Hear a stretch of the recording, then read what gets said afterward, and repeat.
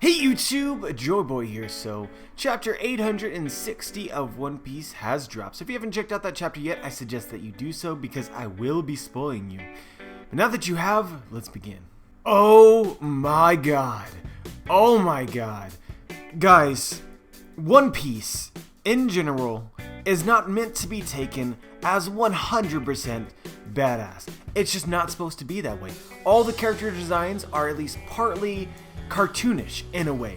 We don't ever get that just straight like Final Fantasy type character, but today, this chapter, it just happened. Katakuri is a boss. I really can't get over it, fam. Whenever we come up with the next fan poll that specifically covers this arc, Katakuri 100% is going to be very near the top because he just looks like a badass. But he doesn't just look like a badass. Oda was like, let's go all the way on this bitch. Let's give this guy the ability to see slightly into the future because his observation haki is on that level. No, wait, that's not enough. Let's also give him a bounty of over 1 billion. Move aside, Jack. Jokes aside, guys, this Katakuri fellow right here, shooting jelly beans at people, pretty much killing them, is scary. I'm scared. We should not mess with this dude.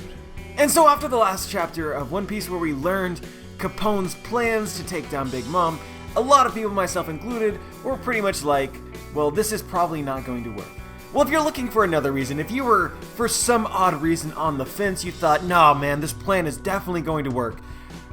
Now you have to add in the possibility that Katakuri will realize whatever is going to happen slightly before it actually happens and stop it.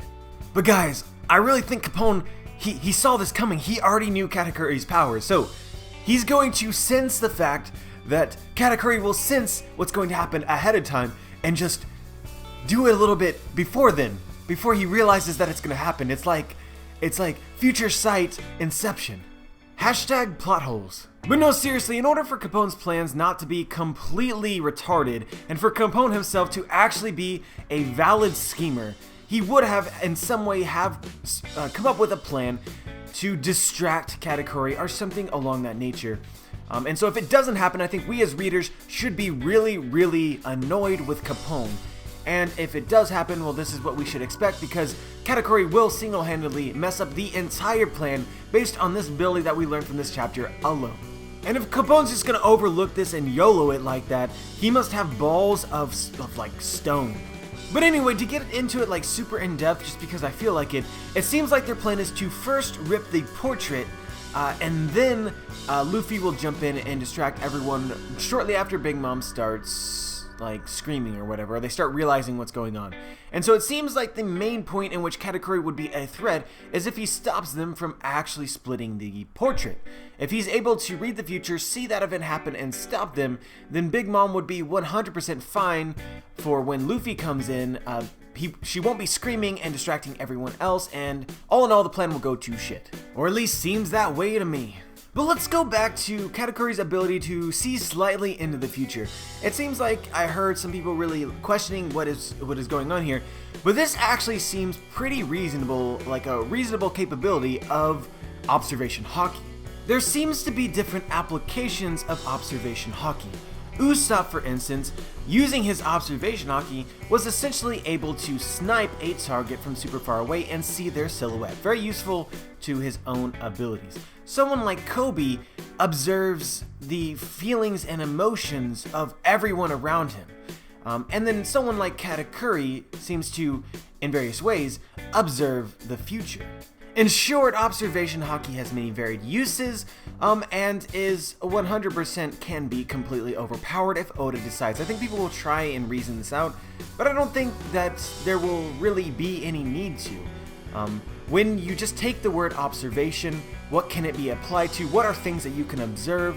I think those are all fair games for how observation haki can be used in the world One Piece. And in this case, the future can be observed, and Katakuri possesses that ability using his observation haki. This also makes you wonder if Madame Charlet from Fishman Island, the one who could sort of see into the future, if she was also using her own unique type of observation haki.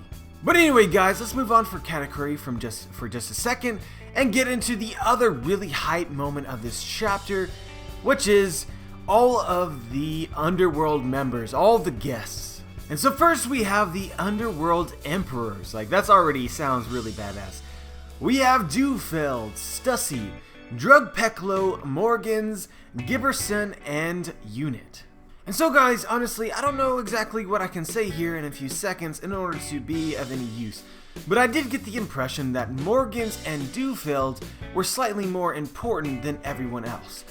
Just as a side note, I think Drugpeklo, this guy right here, looks so like damn cool, and I really hope his powers end up being awesome. I'm also really interested about Morgans as well. He's the head of the World Economic Journal, and I'm wondering if that has something to do with the news coup at all or not. It's also interesting that he's essentially a Birdman, which would be a brand new race in the world of One Piece as well. I don't think we've seen anything like that. But yeah, as far as their powers and abilities go, right now I don't see any way, besides looking at their epithets and making shit up, for us to get anywhere close to the actual answer, so we might just have to wait. But if I find anything or learn of anything, I'll be sure to share it with you guys. And so guys, the next thing that I want to talk about is I want to talk about Jinbei. And so, for a while now, I've talked about and I've made the reasoning that there is absolutely no way that Jinbei does not join the Straw Hat crew. Under one exception. Under the exception that he possibly may die. Now, I do not believe Jinbei is going to die.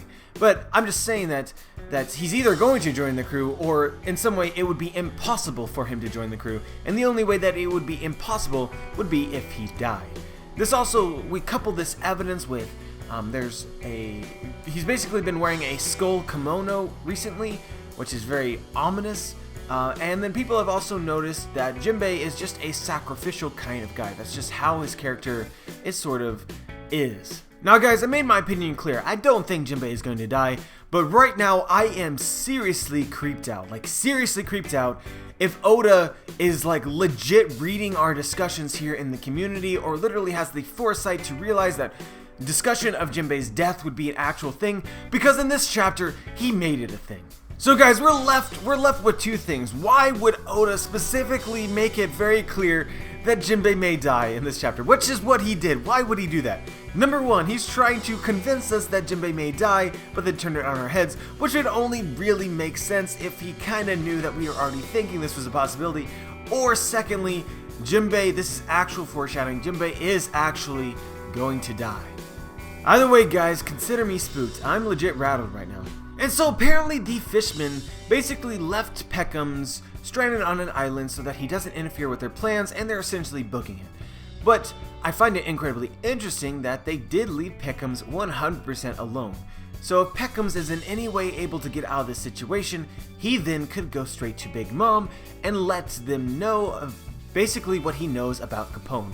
And if Capone becomes a suspect at this point in time, the plan will get shot immediately. And so I just want you to keep in mind the possibility that Peckham's does go free, but I honestly think that this is just meant to distract us. We're supposed to think at this point in time that if something like this would happen, it would be through Peckham's, but I honestly believe that the Big Mom Pirates will learn it from somebody else. But that's just a gut feeling. And the last thing that I want to bring up is that we got more clarification about how Commander Smoothie's powers work. Essentially, she can juice anything. No matter what it is, and apparently I would imagine that depending on what she juices, it would give a very unique flavor to whatever it might be. And it doesn't necessarily have to be something that usually is eaten. And so, yeah, I mean, yeah. But anyway, guys, it seems like the Tea Party is finally upon us. This was actually the beginning of the Tea Party mini arc within the Whole Cake Island arc, in my opinion. And shit is about to go down. But yeah, I called it, totally called it. I knew this would be the start of the Tea Party. Called it after the last chapter. Boom. Give me an award for best theory of the year, please. Pretty please. I could really use it.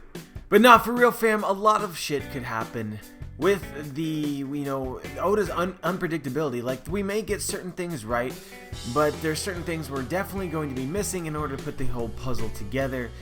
So I'm so excited to see what happens.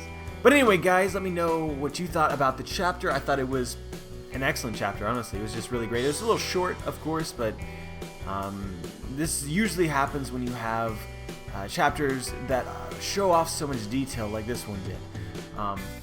But yeah, Tell me if you noticed anything from the chapter that I didn't talk about that you want me to talk about. Share your thoughts. Like the video if you like the video. Dislike the video if you dislike the video. Subscribe if you want to be notified for my future content. And as always, guys, have a wonderful day.